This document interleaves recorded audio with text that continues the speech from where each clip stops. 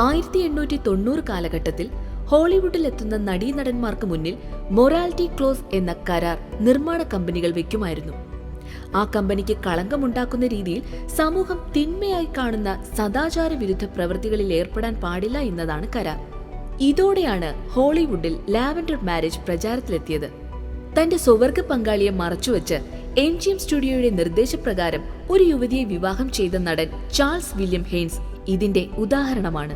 ഈ കാലഘട്ടത്തിൽ നിരവധി നടീനടന്മാരെ ഹോളിവുഡ് ലാവൻഡർ മാരേജിലേക്ക് തള്ളിവിട്ടിരുന്നു. അതിന് വഴങ്ങാത്തവരുടെ പണം പിടിച്ചുവെച്ചു ശിക്ഷിച്ചു. 1969 സ്വവർഗ അവകാശങ്ങൾക്കായി സ്റ്റോൺവെൽ വിപ്ലവം ഉണ്ടാകുന്നതുവരെ. പിന്നീട് അമേരിക്കയിലെ സാമൂഹിക ചിന്താഗതി പരിവർത്തനപ്പെടുകയും ലാവൻഡർ മാരേജുകൾ ഇല്ലാതാവുകയും ചെയ്തു. ഇന്ത്യ പോലെ കുടുംബ ബന്ധങ്ങൾ ശക്തമായ ചൈനയിലും ലാവൻഡർ വിവാഹങ്ങൾ പ്രചാരത്തിലാണ്. ഷീങ് യങ് എന്നാണ് ഇതിന്റെ ചൈനീസ് വിളിപ്പേര്.